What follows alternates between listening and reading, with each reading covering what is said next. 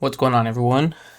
Check this out. I wanted to hop on here really quick and show you guys a quick recap of a trade I took this morning. I just made a video of a trade that I took before this one that ended horribly, right? So check this out. I'm just going to do a quick top breakdown again. Everything still looks to be forming. So the big thing when it comes to trading, guys, is you always just have to be on the lookout and just make sure whatever pattern you may see that it's still forming, that it is still being correct, right? So as you guys can see, I always do my analysis, what's called top-down analysis, right? I start on the high time frame, such as like the weekly time frames. Typically what I do on the weekly time frames, I just get the major support and resistance points. That's what I look for on the weekly. You can look for structure as well too, but for you to make a clean trade on it, or like say, hey, I want to take it from this low to this high, you're going to be in it for weeks, right? So what I do is I look at the overall direction of the market, right? So it looks like from here to here, we'll measure that real quick just to show you. From here to here, it was 182 days. 182 days, it has been bullish. So what does that tell you? That it is either going to do one of two things, right? It is going to reverse or it is going to slow down, which, as you guys can see, been bullish for the last 182 days before this has started happening, right? Which right here, as you guys can see, I see a big head and shoulders pattern forming, which it started forming, and we'll just say it started right here, right? And then it has been forming up until maybe about the last week or so, which is 364 days. So the last year, it has been forming this. So that's just the overall direction. As we can see, it was bullish for a long time. Now it's forming this head and shoulders. So now what does that mean? The next either year or so, or 2 years, you never know how long it's going to be, that we could probably be looking for some sell orders, as long as this head and shoulders fulfills that, which if you break it down now on the daily time frame, let's go back real quick just so I can show you. So the weekly time frame had my support and resistance line. So like that was a major point right there where price never broke. This price right here never broke. And then we'll go here to the daily. And as you can see here, head and shoulders looks really clean, right?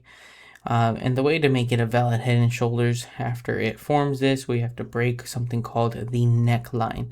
The neckline in this case is going to be this black line, which also has to correlate with a weekly level of support that we marked up. And as you guys can see here, it did break it, right? And then now it's looking up like it's retesting, but then some funny stuff has happened the last 3 days. As you can see, the market opened here Sunday afternoon and it closed down here. So it closed like a clean break. And then yesterday, it looked like it came back up for the retest. And then this was today's candle. And then since the market just opened a new day, just a few hours ago, that's where we're at currently right now. So that's what I had been looking for. So I broke it down a little bit more, and all the signs had been pointing to a bearish move that I was preparing for. And as you guys can see here, bullish structure, right? And then bam, bullish structure broke. It also broke my trend line. So that's confirmation number 2 there. Came back up, did the retest, broke the trend line again. And then right in here is where I took the trade, anticipating that it was going to push more down to at least this level right here. The fibs I have drawn on it right now are invalid fibs, right? But they're valid for the bullish side, because as you guys can tell, the whole market is moving bullish still, but not to what I was talking about. Now, if you guys look at right here, we zoom in a little bit more. Now we're on the hour. So right in here, the market did a higher high, higher low, lower high, and then now it did a lower low right in here, which was lower than this point, right? So I had imagined it breaking structure. So what had happened right in here, my dog is sneezing.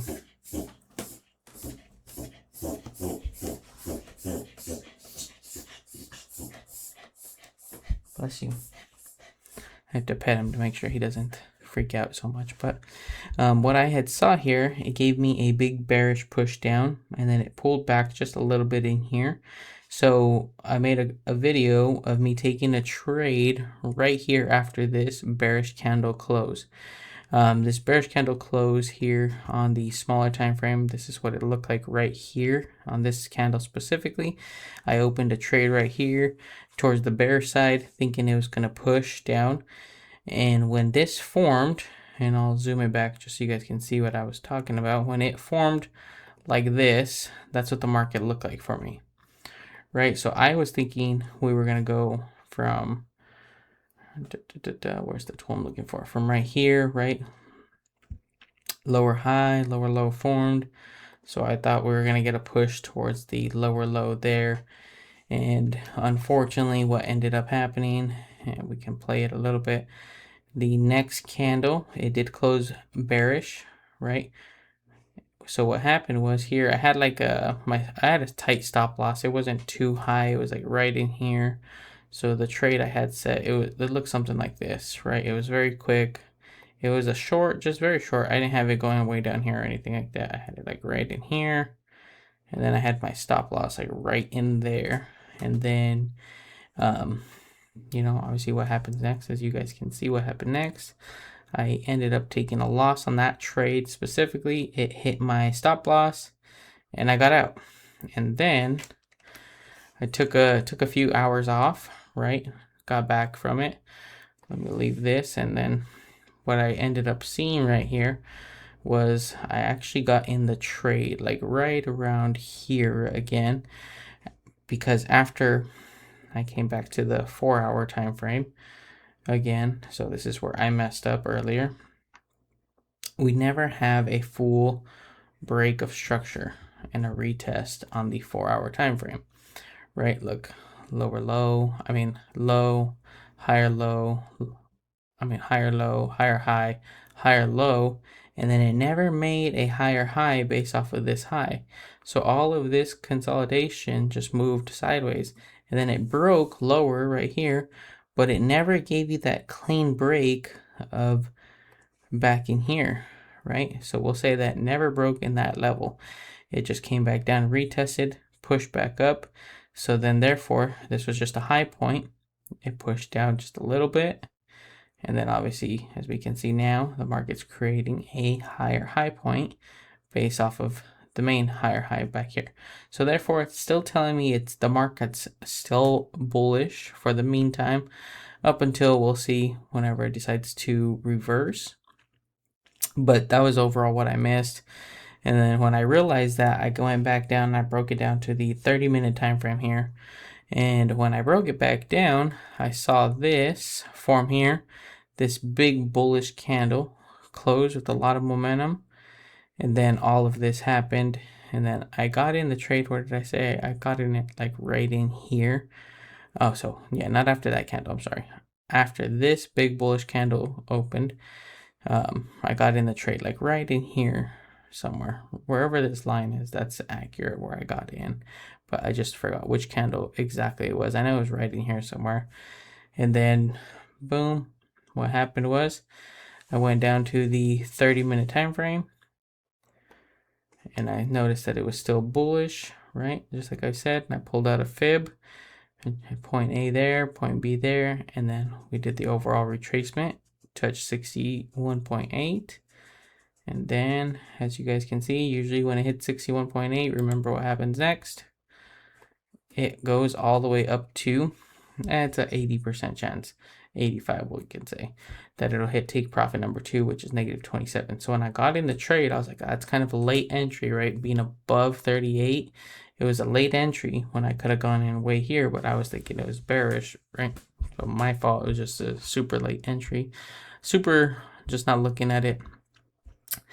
But anyways, I got in here and I rose the take profit up to level 2 there. I put my stop loss right under 38.